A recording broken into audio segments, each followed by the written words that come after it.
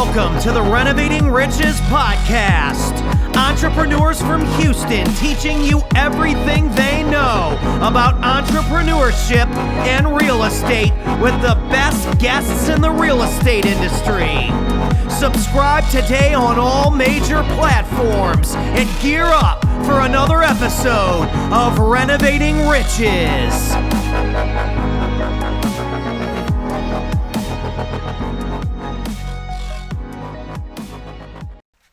Welcome to a Renovating Riches Radio podcast today with my friend, Mr. Michael Gonzales. Thank you for coming, Mike. No, thank you for having me, Richard. I appreciate it, man. Who is Michael? Where do you come from?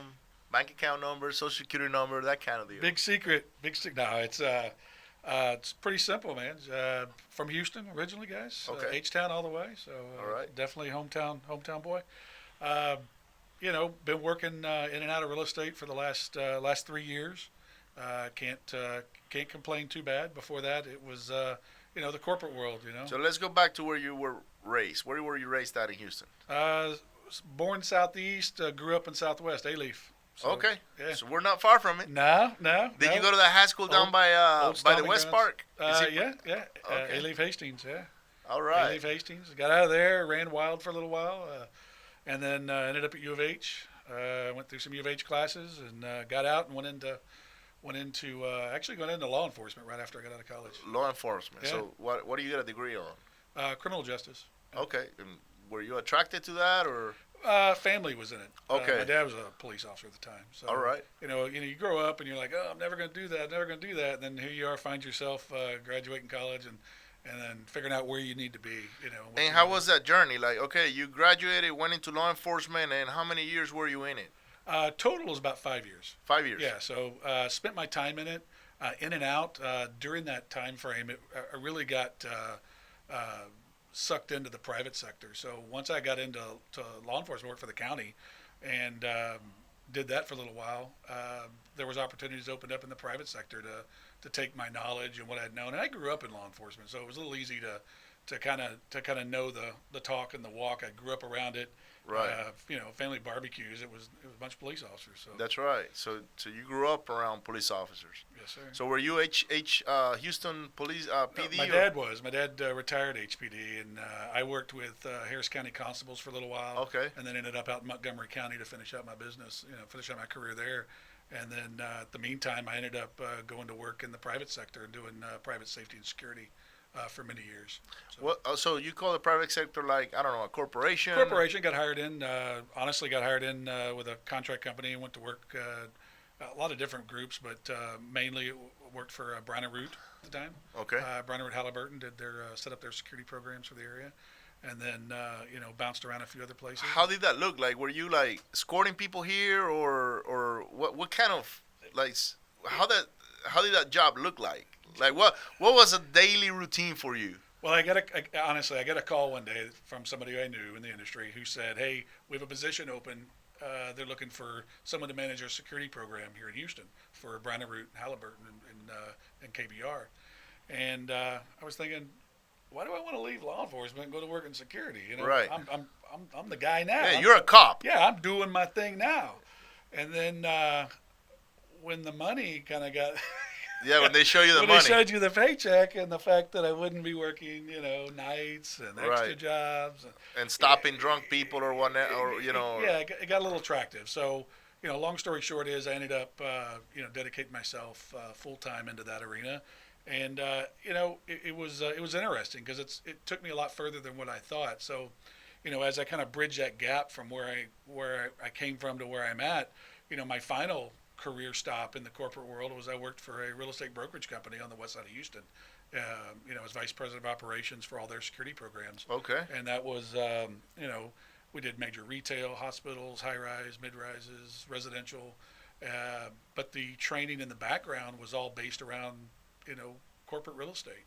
And so when I went to training classes and courses and I got a chance to kind of learn the business, I was basically being taught real estate, on the back, unbeknownst to me as I moaned and groaned, wondering why I had to go to all these courses.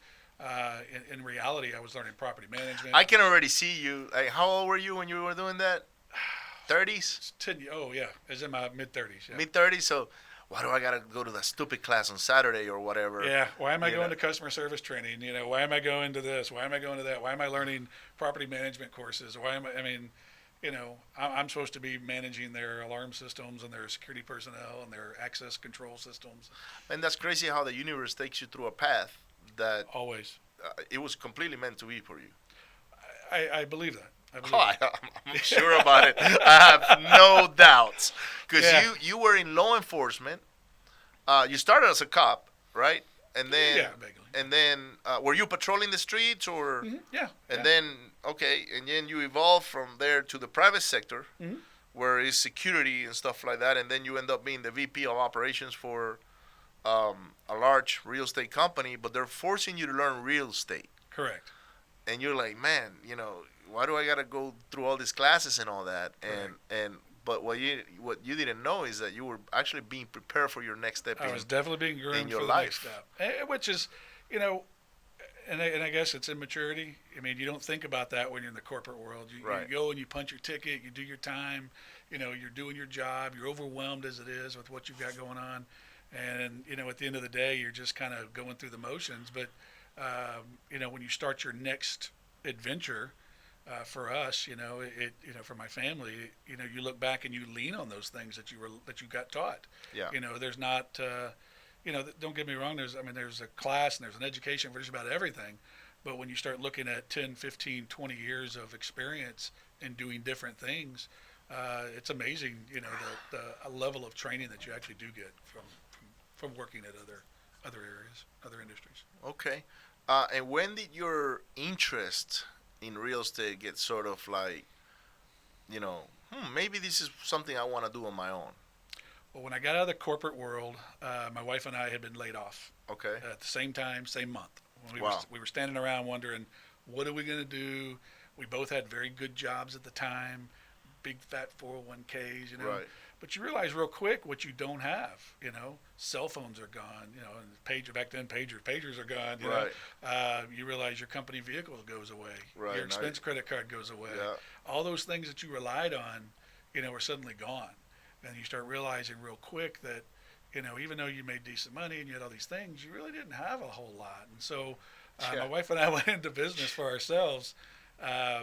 And we were pretty successful. We ran it for 10 years. We were in a retail industry. But it was during that time and that's with the motorcycles, right? Yeah, we ran a power sports business, and so we sold kids 4-wheelers and go-karts and dirt bikes, and had a great time doing it. And I bet you that was fun. It was loads of fun. You and I were talking before a little bit about giving back and enjoying ourselves. At Christmas time, we lived for Christmas time. Every mom and dad would come in there and buy their kid a gift. And their kids will light up as soon as they bought. And when you think about us growing up, me, if you got a cool toy, that was it. Imagine coming home and finding a 4-wheeler or a go-kart or a big dirt bike underneath your tree. That to me, that's amazing, And the kids, I'm sure, and mom and dad were probably were thrilled to have those opportunities, and we were thrilled to be a part of it with their families. Wow. And so it was during that time, though, that the property that we were in, commercial property, was looking to go up for sale. And I didn't know anything about real estate, from me thinking that I would be an investor or buying properties or flipping properties. And I just kind of walked my way into it. The owner was looking to sell. We were looking to not have to move our business. And we reached out, made an agreement. We bought the commercial property. And that was kind of a step into the arena that I wasn't expecting. And the crazy thing is you bought it subject to. I did. I bought it. So it was an owner finance subject to. He basically said, hey, I'll let you take it. Here's the terms. And I said, okay. We negotiated a little bit, but I stepped right into it and took it over. Now, did he wrap his existing mortgage or? No, he cleared it. It was seller finance. Okay. Yeah. So he did clear the liens and cleared the mortgage, and so it's solely his, and it was his at the time at the point of sale, and we made the deal. So And then what happened after that? So now you're a commercial real estate investor, and you're operating your business out of the same building, correct? Correct. And I'm learning real quick that I know nothing about owning commercial real estate. But at the end of the day, you stumble your way through it, just like with anything else. You throw yourself at it 100%, you stumble your way through, you'll find the light at the end. So we did. We worked our way through. We kind of learned. Basically, as I started figuring out how to manage tenants and draw up leases and talk to real estate attorneys that to help me through that. I guess like everybody else at the same time, the DIY networks were going crazy. Yeah. And so I'm paying. What year is this roughly? This was 4 years ago. Okay, So not long ago. Not that long ago. So about 4 years ago, I'm looking around. Man, it's amazing because you're doing stuff that is advanced real estate, and it's taken me 12 years to where I'm at today. But to see somebody like you in 4 years, because you're doing all kinds of stuff now. Yeah, we do everything. It's your learning curve was pretty short. I got a lot of bruises last car. Oh, so. I know, right? Yeah. So Yeah. And I have too. Trust me. Yeah. You see this black guy? But I would have thought it was a lot longer than that. No, short term, but I've had, like I told you, the corporate world taught me a lot. I learned a lot through that. My mom, honestly, she was in property management for years. So I not only grew up with a law enforcement background, my mom was I always like to chuckle a little bit. She was the rehab specialist. Her company would send her all over the country and redo multifamily properties. Oh wow! So she'd be the person that kind of goes in and manages it during the renovation process. Getting out the riffraff, managing the contractors, and then releasing everything under new rates. So and she's still a big influence. So she works with us every day. So I'm proud to have her in our office. Good deal, man. Yeah. So you did that one deal. What was your next deal like? Well, I did the one deal and I thought, okay, that's great. I've saved our business, because I didn't want to relocate. And that was our fear. And that was the fear of, what drove me to get it was I didn't want to move my business. Right. So I got to a point where I started entertaining the idea of if I could do it this way here, and I didn't know about subject twos or anything like that, or I thought I needed my 20% down, Yeah. I'd have excellent credit, all this stuff, and so it got me thinking that, man, if I talked my way into this deal, could I do it in other ways with other places, other commercial properties, other multi-tenant or even single family real estate, and so. And at the same time, you're watching the 1 hour show of buy a house, flip it, sell it, everyone's rich, they high five each other. And so it just got my wheels a turning. And like anybody else, you do a little homework, get a little YouTube university going, go out to some of the real estate events and get to talking and realize that the leap from what I was doing to what I'm doing today wasn't that big of a stretch. I just had to, honestly, get up and do it, And so I made a commitment to myself that I was going to start doing it, and I started doing it away from, I took myself away from our everyday business, and I started doing it on the side. And I told my wife that as soon as I did my first wholesale or my first flip, that I was going to be leaning on her pretty heavy to get out of the business and let us sell the business we had and move into real estate full time. And you sold the business. We sold the business and got that off our plate. And the very first deal we did was a wholesale deal. Okay. And how do you learn wholesaling? Was it something you learned through YouTube or? It was, that and going to a few events. I went to some of the RIA Houston events, went to some of the other events. Jet Lending was one that popped up, went to some of theirs. I mean, it was just a little bit of everything, that we took in. And honestly, I'm kind of a, throw it against the wall, see what sticks, jump in with 2 feet kind of person anyway. Just from my background, you rush in and then figure it all out once you get there. And so I just said, man, screw it, let's do it. And so I went and found a house, and it was over in Conroe, and negotiated a deal on it, got it under didn't even know how to fill out the contract. Yeah. The lady said, yeah, let's make the deal. I made the offer. She said yes. It scared the heck out of me. So I had to jump online real quick, figure out how to do a contract. How do I do a contract? How do I do a contract? Point at, watch, a dozen. You didn't have anybody showing you how to do it. No. I love it. Did the contract, went over to sat in front of her, signed it, went home, scared to death, told my wife I owe this lady $60,000. What was the house worth? It was under renovation at the time, and the whole downstairs had been gutted already. Man, if you can go back to my ARV at the time, it was probably a $180,000 house. Oh, wow. So $190,000 house. Locked it up for just under $60,000. Was scared to death. Now what do I do? Yeah. Had it. Where do I find my buyer? Threw it out there on the market and talked to some friends and family. Had somebody that wanted to buy it, and we made $15,000. Wow. In about 2 weeks. First deal. First deal. I was shocked. I was like, where's this been? What am I doing? Why isn't everybody doing this kind of thought? Well, there was a lot of people doing it. There was a lot of people doing it. So, like anybody else, I said, okay, I found my niche. I found what I'm going to do. Getting rich. I'm going to be rich. So. So how do you find that particular property? That one was a bandit sign. A bandit sign. So you started doing bandit signs. I started off doing bandit signs. I did. We ordered blanks in. I had done some. I did some. I knew a little bit of background on some marketing design when I was with my other business because we had to print our own T-shirts and stuff. So I had a graphic design business that I could lean on, and so I reached out to them, and they got us the blanks, relatively inexpensive. Went and got me some big old Sharpie markers, and we went to town, my wife and I, and we just sat up at night drawing up the signs and got my son involved, and everybody kind of helped out, and I just ran around posting signs. Your son was here in Houston as well? Yeah. Okay. Yeah. He was helping, so it's a family business. It's me, my wife, my son. Now my mom, my dad are pitching in. They're helping, so we're all involved. Got a good friend, Tara. She's there every step of the way. So. And what does she do for you, Terry? Tara, she helps with acquisition, so she's really good at the sales and acquisition standpoint. Okay. So she helps. Everybody's got their hand in every pot. So, if we need signs done, she was right there with us doing signs. If we needed to go out driving for dollars, we were out driving for dollars.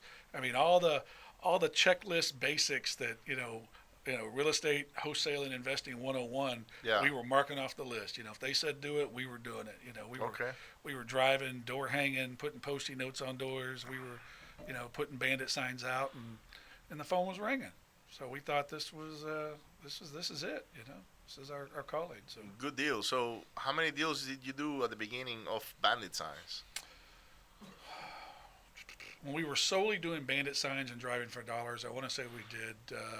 It was probably about four wholesale deals, and we took on a flip at that time as well. So. Okay, and how do you transition from there to direct mailing? Because I know you're big into that. We are big. About 90% of all of our marketing is direct mail right now. It's a big chunk of it. So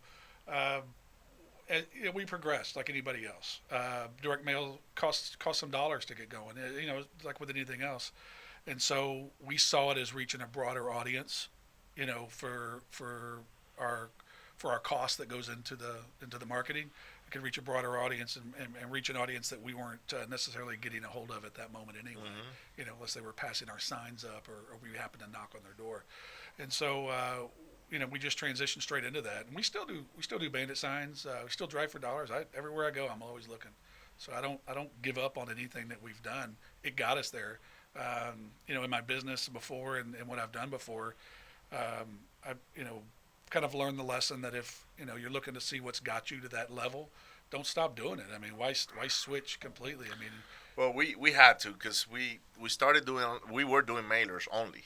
Yeah. But at some point the response wasn't there, so it's tough. Yeah. It started hurting, money wise. Yeah. And you're like, okay, mailers got me to where I am today, but they're not working as good as they used to work. What can I do? Like, is there anything? So we started going through like Facebook ads, and we started shooting videos and putting money on videos. And this is back in 2017, 16, 17, maybe 3 years ago, or 4. And we started getting properties like that. And I would go to the appointments, and the lady would say, I saw you on TV, and it was on Facebook actually on an ad. And our dollars spent on marketing on Facebook went a lot further out. Yeah. But then Facebook started catching up to it, and they changed the algorithm every month, and now it's like a never-ending story. Yeah. Do you think that from the transition from the marketing, do you think it's just because we've grown to that point, and then we have to adjust in order to keep our growth going? I think what happens is there's more people doing it. Yeah.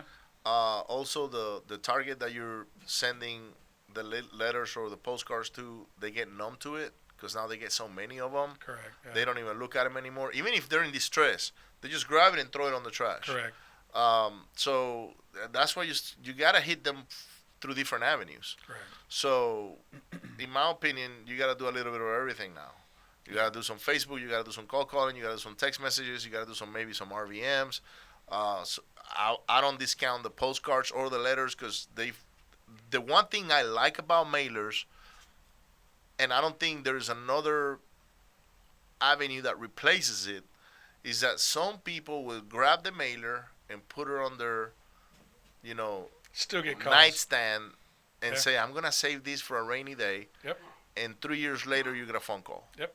Out of something you planted 3 years ago. It's You cannot get that with Facebook. You cannot get that with cold calling or text messages, or pay per click. If you quit pay per click, you're gone. That's it. It's like instant. yeah. So, I don't think it as much as growth on our end. The growth comes by us reinventing ourselves, Correct. trying to use different markets now to get the same results or better results, right? But also training your acquisitions people. How good are they on qualifying people on the phone? And so there's a lot more than just to sending the mailer and getting the call in. That's right. Now, I know for a fact that if I send the mailer and I get a call back, my chances of locking it up are much higher than one of my new guys, right? Correct. So the way I see myself is my job is to really duplicate myself through them. And that's why, that's why we venture out of town now. I met you in Tampa, Florida. That's right. Our first meeting, we both we didn't even know each other from Houston. No. I mean, we were friends on Facebook. Yeah, but that was like everybody else. We were sort of on the same networks, but we never knew each other until I threw a small event in Tampa that like a get together. Right. And the reason I did that event is because I had houses under contract there. Yeah.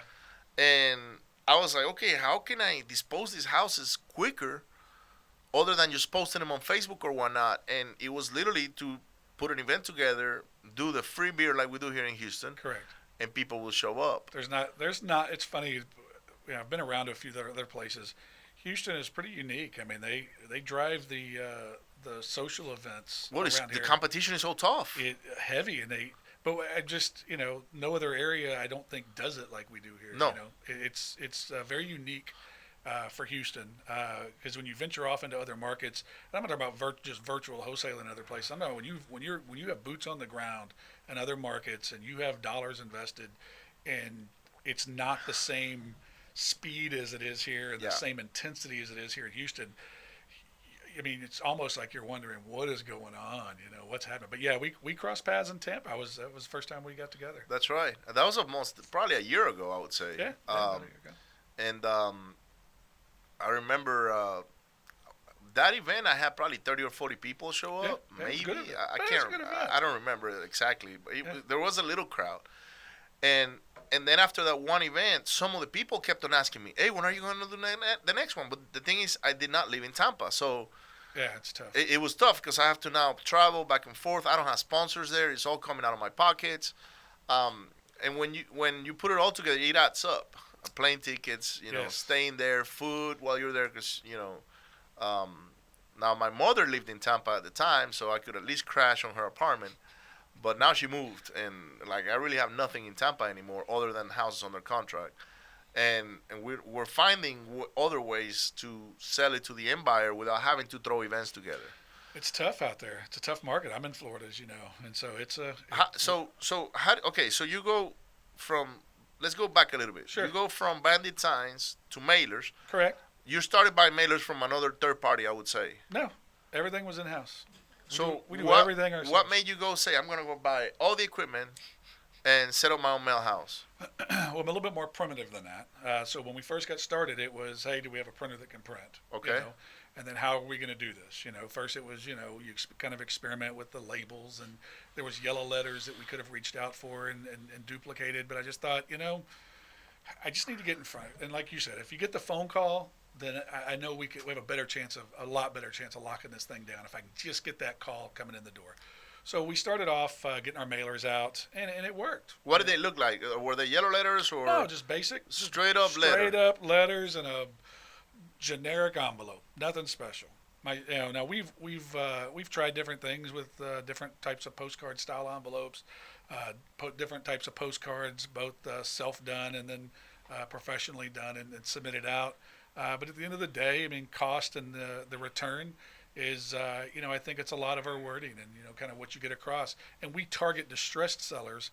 So and we focus in on those distressed sellers, and it takes a little bit different approach to those versus, say a high equity or an absentee. Yeah, I target high equity, so I don't target as much distress. Yeah. So you got a lot of different hurdles that you have to leap over, and the approach is different. And it's amazing, like you said earlier. I mean, they could be in distress, and they have their head in the ground, and so they're not seeing what's coming at them. Yeah. So it takes a little bit more finesse and a little bit more work. But again, folks that were in distress today who find a solution, maybe not with us, but through their mortgage company, in 6 months can find themselves in the same situation, and they do. They have your letters sitting on a shelf, and we get calls all the time from folks who we've either talked to or have received our literature before, and that are now finally in the market. And what are you using to pull this motivated sellers list? We have a group that we order basically the late mortgage list. All right. So you went in. So here we all go, sitting around the table, printing, folding, Right. stuffing envelopes. And you do all that manually? I'll do it manually. But you don't have a letter inserter and okay. Nope, all manual. Keeps us all busy during the times. Like I said, it's a family business. So I've got my wife who handles the books and the stuff at the house, and she's off doing her thing as well. But she's managing all the. We've got the commercial property. We've got 9, 10, 11 tenants there. We've got other rentals. We've got some subject to properties that we've got that she helps manage the books on the backside. I've got a mom who's retired who's helping us out 100%, so she's there every day, or most every day, coming in, folding, stuffing, a few hours each day. I've got a dad who's retired who still entertains and does some consulting on the side, but he comes out and helps with acquisitions, loves walking houses, and helps with signs and stuffs letters. So, while we're all standing there doing, a lot of what we do, even in our off time, sitting there in the evening times, I mean, we're still a hands-on operation through and through, and get it out the door. Man, I'm happy to hear that that you guys are all supporting each other as a family and couldn't do it without all of them. So. Yeah, growing the business like that. So, all right. So you went and figured out how to do these mailers. You got a bulk permit with the USPS. I'm learned that too. So learn the U.S. Postal Service doesn't know what the heck they're doing either. So it took some challenges to get to where I need to be, but now we're there. Yeah, you train your. You got to train your postmaster. Your postmaster. Yeah. So after we talked to the postmaster and we thought we had the best deal going, then we talked to the distribution center, which is not that much further down the street, and they're like, "Oh no, save all this money, just bring it straight to us." So there we go. So how much cheaper is the stamp by taking it to the distribution center other than the postmaster? For the first 2-3 years, I have wasted, and I'll say wasted, about 20 cents per letter. Oh, because you were paying for a retail. No, because we were paying a bulk rate, but when you pay it out at a retail center, they charge less to take it. The retail center at first, and you do mailers, so you're going to know some of this. So when you go to do your mailers and you go get your bulk rate, there's a first class stamp and then there's a standard stamp. Yeah. Okay. Well, at first the postmaster said, "Well, your letter doesn't qualify for standard mail. It's only first class." So for the first 2.5, almost 3 years, we've paid first class bulk rate mail rates, which is 43 cents, 43.9 cents per letter. Yeah, almost retail.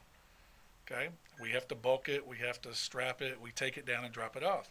So as we got to learn this and we got to talking, we finally reached out for the U.S. Postal Service. They sent us out a salesperson to speak with us who said, "Oh no, you guys are doing this wrong. You're supposed to be standard, and then if you brought it straight in, if you bring it from the cost difference between taking it to a post office versus the distribution center is 6 cents a letter. That's what the post office will charge you to deliver it to the distribution center. But the distribution center is right over off Hardy, so it's 10 minutes down the road from me. Right. So you're paying. So right now for a postcard, what do you pay on your postage? What is it? 15 cents or something like that. 20. And for a letter? Currently it was 43, but it's gonna be 22 when we get it over to 23 cents a letter. Now, do you pre-stamp? It will be pre-stamped. We were printing the pre-sorted stamp on the envelope when we did our printing, but we're going to go with the because that's what we do. Pre-stamp, yeah. So usually it costs us 27 cents the postage. Correct. And you're delivering it to your local post office? Yeah, we deliver it to the one in Brookshire now. Okay. But we're going to move it here somewhere. If you took it straight to the distribution center, that's 6 cents a letter that you're saving. Yeah. It's amazing. Yeah, it's a lot of money. Yeah.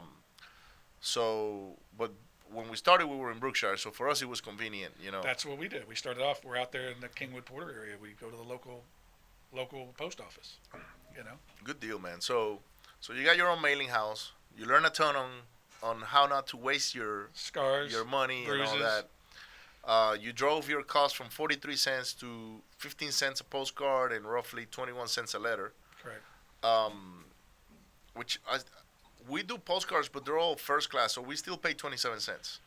On our postcards, we send them all first class. Correct. Now we'll send our first batch of letters first class because we get them back. Right. And we want them to come back because we scrub them and then we remove them from our mailing list, and then we skip trace them and we cold call. So we find other ways to reach out for them. Right. Okay. So we do that with our first batch, but after that first round, then it's standard. Like I said, we're just switching over into that, so it'll all be standard moving forward. So, and it'll save us, with the amount of letters we're sending out, it's going to save us almost $10,000 a year. Wow. What's your volume? What sort of volume are you? We're anywhere between 4,000 and 5,000 letters per month. That's good. Yeah. That's pretty good. We started at 400 letters. So we started off at 500 because that was the minimum I had to put. Well, no, I placed the order on one of the websites. Yeah. So the reason why we got into mailers and buying all our equipment and all that stuff is because we started with 400 and got 2 houses out of it. Okay. And I was like, Jesus Christ, what is this? And in between the 2 houses, if I would have wholesaled them, I would have made at least 40 grand, right? So the rate of return on that was just completely out of this world. Yeah. And I got excited, and I told her, and I didn't know what I was doing. Like literally, we just pulled a circle in the area, and we said we're mailing all these people, and that's how we did it. Okay. So we got the 2 houses. One on we contracted right away. The other one took a little while. We went back and forth with seller for about 6 months, but it was still a warm lead. Yeah. Then we was like, man, let's try this now closer to us. So we lived in Katy, and we figured let's go to Rosenberg and mail Rosenberg. Because it's closer, but it's sort of a similar area to the one we targeted before. The first one we targeted was Angleton, down south. And I love that area because it was a good neighborhood for rentals. And that's what we were looking for, houses that we can renovate and rent and keep them long term. So we get there, we get these houses in Angleton, then we go to Rosenberg, and now I'm like, man, instead of doing 400, let's do 2,000. So we upped our marketing, but we changed the vehicle. We didn't do letters, we did postcards. Right. And the return was not the same. No. And I was like, oh, man, I don't know if I want to do this again. Now it started hurting a little bit, right? So we started switching back and forth, and we noticed that Rosenberg actually was not a great area to mail letters to or postcards. And we're like, okay, there's something weird about this area. It looks the same as the other one, but they're not. The response is different. Yeah, different response. So we were like, okay, why don't we just go a little further out? And then we started venturing out in other towns, and we started picking up, again, pace. And what we figured is that we were mailing towns that weren't saturated with investors. Correct. We were the only game in town. Every time we come in to negotiate, it was just us. And that's it. So they either took our offer or they weren't selling their house. That's a good problem. And it was a great challenge to have. So that's what we focused on for a while. Yeah. Then when Harvey happened, now we have a full-blown mail house. We got all kinds of equipment, and we're selling this to other wholesalers. Oh, and the way we started our mail house was because I was using a company out of California to do our mailers. So from the time I put an order to the time my phone started ringing, took about 3 weeks. That was too long. Correct. And we started doing like 10,000 a month. 10,000 mailers. It was about 10 grand worth of marketing. Oh, yeah. So for us to wait 3 weeks, it was like watching wheat grow. Man, when is my phone ringing? Like, we'll look at our phone like... Lots of top ramen in between. and we didn't know anything about cold calling or texting or any of that stuff, right? Yeah. We were just figuring it out on our own pretty much. And one day I tell Carlos, who was actually one of our business partners at the time, I said, "Hey man, you told me you had some money to invest in like a business. Why don't we just do a mail house?" And he's like, "How will that look like?" And I said, "I don't know. Let's go figure out how much the equipment is and let's do a little bit of research." And before we knew it, man, we raised, I think it was like $30,000, and Wow. and in between him, another friend of mine, and myself. Now the good thing is I was the user already, so I could Benefiting, I yeah. could sustain the business to start, and I got a little equity out of it. So I didn't put any money on it. They did put the money up, but the deal was they had to go work it. So it wasn't just I was just gonna be their main client that was gonna supply, Correct. the initial orders, and that's how direct mail out started. And we went and bought a ton of equipment, learned how to do a yellow letter. That's tough. I've tried. Oh my God, it is tough. Trust me, it took Carlos I got a quite lot a of- little bit. I got a lot of mistakes. No. So it took Carlos quite a little bit of time to get there. Yeah. Finally, he got it, and Well, good. I never got it. we got it now. We know how to print them. Um, and um, and then at some point he got busy with his work, and he didn't have enough time to grow that business.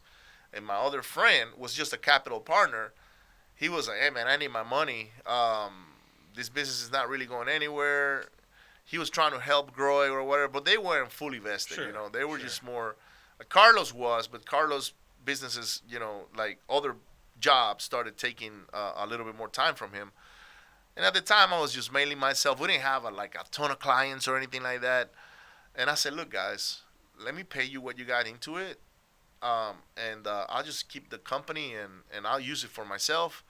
Okay. And if I sell it, fine. If not, whatever." And they're like, "Yes." So if I would have wanted to like hustle them, I would have been like, "Okay, let's depreciate the equipment. I'm gonna pay you what it's worth." I was like, "No, guys, you guys are my friends. Correct. You put in 10 grand each. There you go." And it actually, I think I ended up buying it for a lot more. It was probably like 40 grand. Yeah. And I became my own supplier. But if you can use that to offset your mailings, I mean, isn't that That's exactly why. I mean, right? that's the whole trick. I mean, Yeah. you get it enough.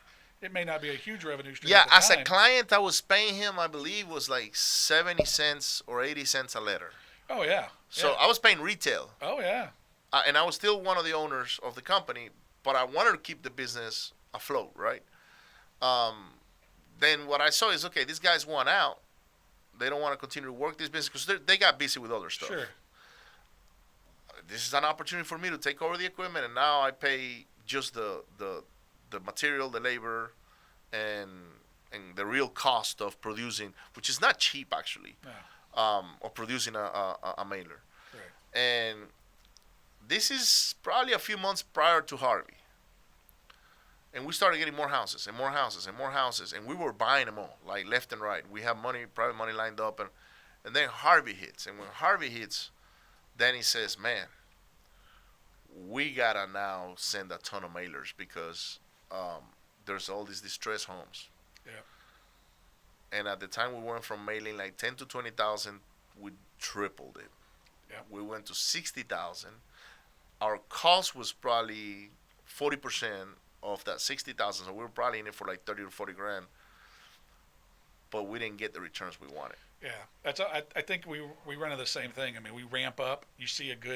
You run a good list, or and it counts on where you're sending them to and how you're sending them at the time. So I think you have a good return, and then you say, okay, we're going to ramp up because you're kind of taught if I do A, B, C, and it equals D. If I did that more and more times, it happens. It'll continue to happen. And in reality, sometimes is if you do A, B, C, it doesn't always equal D. I mean, it's not always going to be the same. So, you can front load that stuff, and we've done it too. We've ramped up and increased our list size and expanded our areas. Only to realize that, man, we just gave away a lot of money, at that time for some marketing that didn't pan out. But, Yeah, so we went through that, and but we were still getting houses, so somehow we stayed afloat. yeah, But then we ran into a bunch of other challenges with the flips and the rehabs and our employees or whatnot. But long story short, that's how the whole thing started. and we're getting ready to roll it back out again to potential clients. Sure. Because we're seeing that mailers are actually starting to work again, in depending on the area and the Correct. list. I think they are, and I think there's a lot of pushback, and I don't know what the legislation is because I'm not involved with all the ringless voicemails and the text Oh, that's going to messages. go away. Yeah, so all that stuff is getting hammered on right now. So I saw it and I see it as an avenue to take and to handle, but I see it being restricted more and more and more to, like right now, I mean, everybody switched over. I think every call that's not in my contact list comes up as a spam now. And, I didn't answer calls I didn't know before. I really don't answer them now, because it pops Now, up. are you using any systems to take the inbound calls? For ourselves on that? Yeah. No, it rolls straight in. We have multiple Google numbers, and it rolls over to our phone system, and that's it. I'll give you the solution to that later on. Yeah, So, no problem. Yeah. because I get bombarded with robocalls, Mm-hmm. but because I use a system to take the inbounds, every time a call comes from that one system, I can tell it's a motivated seller or a lead. I'll answer it. Pick it up. Yeah. So I'm not turning down on possible leads. Sure. So where are you today? Like, so you're focusing more on wholesaling. Well, yeah, I'll kind of catch up a little bit more, fill in a little bit of the gap. So, got into the business, started doing it, did a couple wholesales, picked up a flip. Thought things were great and awesome, and found my golden goose, and it was spitting out golden eggs, and we were happy. Invested into marketing, went all in, and as we started getting into it pretty quick, I realized that the risk, at least for us, there was a risk on the flip side, to flip, and wholesaling for some reason was just kind of flowing through and keeping cash flow, and so almost a natural gradual gravitation towards wholesaling kind of took place, and so I kind of went with the mindset of we're going to buy and hold as much as we can, flip what we can, and I'll wholesale from time to time because it seems like a good way to make money. money. A good way to make some cash, and we'll go that route, and we quickly turned into a buy and hold and marketing company, and focusing in on wholesaling. That's exactly what we were doing. And cherry picking the flips as needed. But they're becoming far and few between based on, what I can do. If I can make, let's just say I make 75% or 50% of the return on a wholesale versus taking the risk and doing the flip, we're going to wholesale all day long. Yeah, because on the flip, you're taking liabilities. Exactly. Got money tied up long term, and I'm taking some liabilities. Not to say that it's not an end solution or an exit strategy for us, but when it became the path of least resistance, and an easier way for us to turn it. You're pretty much gravitating more towards wholesaling. Correct. And what does the future look like for you now? Do you want to continue to do wholesaling, or you're looking at other avenues? What? I'm always looking at other avenues. Okay. And so because wholesaling is a rat race, like we were talking about. Yeah, we were just right? talking before. It's got us on a wheel. So so it turned in from, and I'm not scared to say. I mean, I feel like I'm in real estate investing, but I'm a marketing company. At the end of the day, we are the same thing. So we are a marketing company, yeah, with a real estate product. That's right. And so that's where I feel like I'm at. Is that we are a marketing company that has a real estate background, and I get the benefits of picking up rental properties for long term, for that landlord money that comes in, and everything in between keeps the lights on and keeps the marketing machine rolling.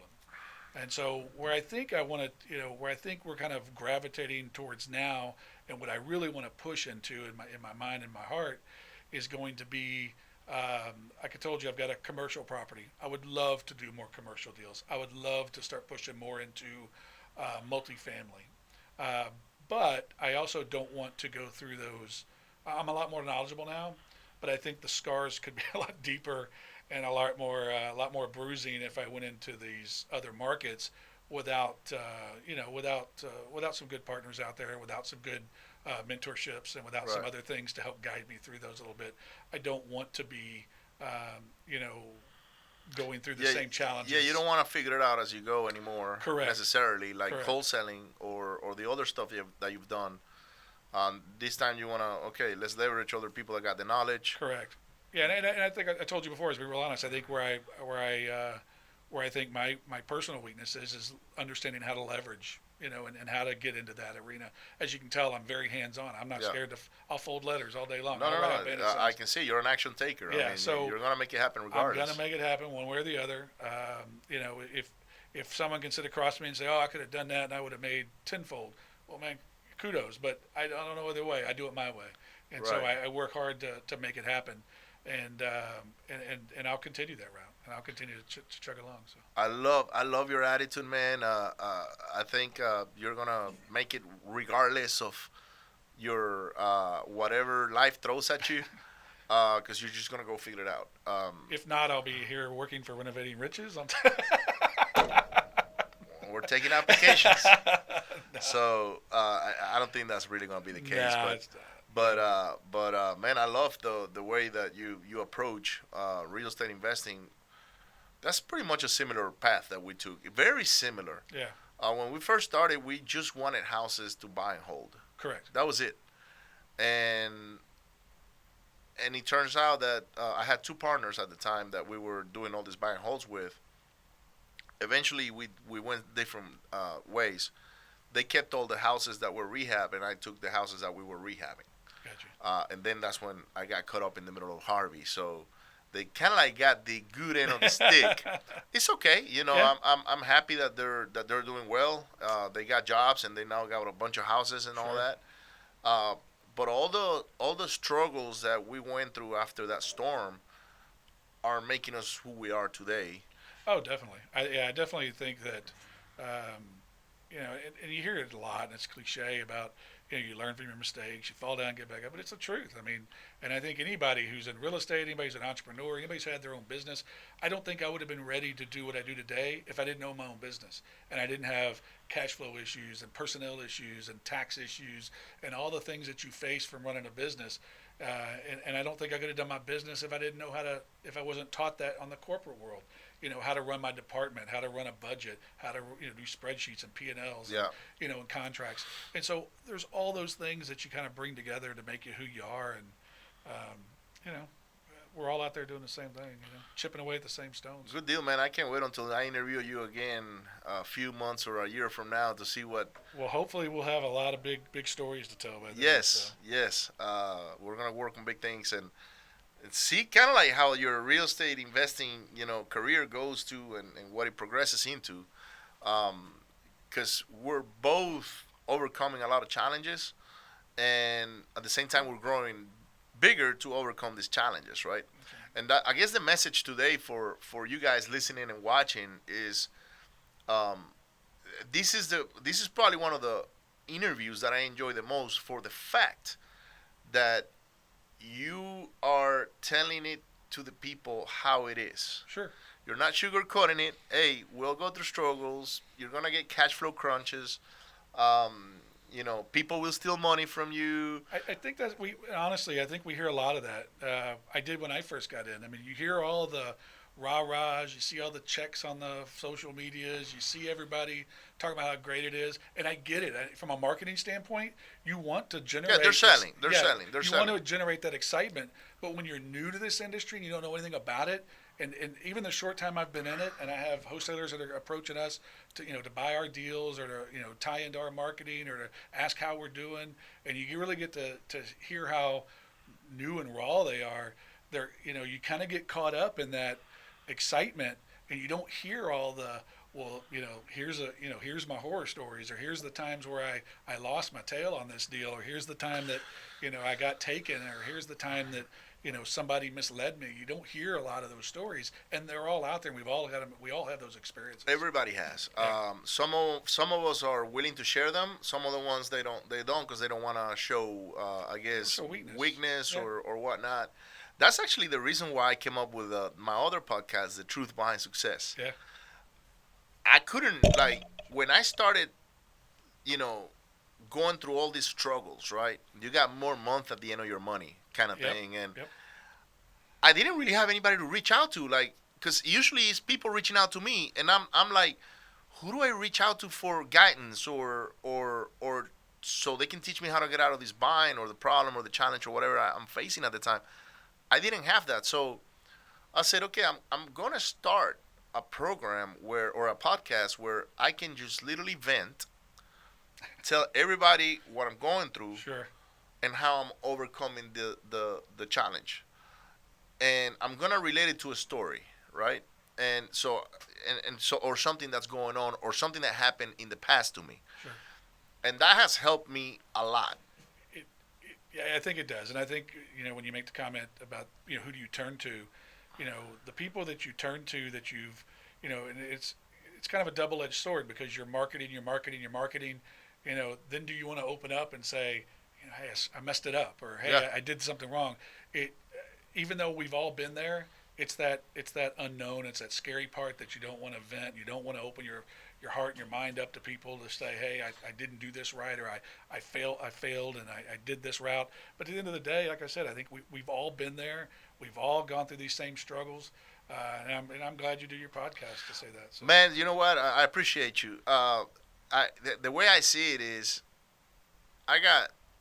we got rich people problems. Okay? No, we do. Yeah. We do. Like literally, like when you look at it, you're like, poor people don't have these kind of challenges. Okay? But the other thing that kind of gives me a peace of mind is there's people with bigger problems than the ones I have. Always. Always. My challenge is not the biggest one. Might be the biggest one I'm facing at the time, right? But I know somebody out there is having something a lot bigger, and it doesn't have to be a business challenge. It can be something Personal. health. Yeah. You get sick, and you can't work now, and and you got to provide for the family, or you got a sick, God forbid, children or a child or parents or whatever. And sometimes we go through challenges and we drown in the challenges, and we're like, oh my God, why me, or why can't it like just be easy, Yeah. and why, but I guess that's the way that the universe builds the diamonds, under pressure, and Yeah. you're not gonna grow bigger than what you are today if you don't get put under that pressure and you don't overcome those challenges. Correct. So for everybody watching out there, you're looking at two entrepreneurs that we've both been to corporate. We've both had challenges. We're still going through challenges Every day. some challenges more serious than other ones. But the key to this is figuring it out, and I guess this is really the message that you're giving to our audience is you figure things out as you go, and you're not afraid to take risk and challenges. Yeah, you can't be. I mean, we're in this business. We're in a risky business, and we're in a business that requires you to take that leap. It's sink or swim, right? Yep, sink or swim. Sink or swim. So you take that leap and you do what you have to do. To kind of tie back into what you were saying, though, get up every morning and I posted out this morning. Be grateful. Be grateful for what you do have and for the little things the little wins that we have that come along. Do you have any morning routines that you practice other than being grateful? Well, definitely get up in the mornings. Definitely grateful for my family, my wife, my son, the people around me that are there to support me every day. And then I usually listen to something pretty inspirational as I head to the gym. Okay. I try to get to the gym more so than not. I don't always get there, but I try to get there as a routine. And I hit the gym and get some good cardio going. And around what time do you hit the gym? Probably there not as early as I should be. Most of the time I'm there probably anywhere between 7 or 8 in the morning. Okay, that's good. So yeah, so usually by 7 or 8 in the morning. But usually by 8:39 I'm back at the office and ready to go. But in the meantime I'm constantly working. I mean I've listened to some, like I said, either some inspirational or I'm listening to a book, an audio book. I love to read, but I hate physically reading. So I like listening to the audio book. So. But you know that reading physically changes your wiring on your brain differently than does. listening. I can tell when I listen to a book versus when I read a book one, how I take it in, two, how I understand it and comprehend everything. So, yeah, I got to get better into doing that. I haven't got there yet. But good, you got some good morning rituals that are helping you, grow. Basically, you're working on yourself. Got to. The first few hours of the day. Sharpen the saw every day, right? So. Man, thank you so much, Mike. Hey, I appreciate you coming. Yes, sir. We're gonna have to figure out these booms, man, because they're kind of awkward right in our... to shake hands. But thank you so much, man. I appreciate it. Hopefully, we'll have you. Pleasure being here. We'll have you again. Love to. In about a year or so, maybe less or maybe more. You never know. And don't forget to hit share, like, and subscribe. Go to our YouTube channel. Give us a 5-star review. If it's less than that, let us know why. If there is something you want to hear about or somebody you want to see on the Renovating Riches Radio podcast, let us know. And until then, I'll see you on the next one. Bye.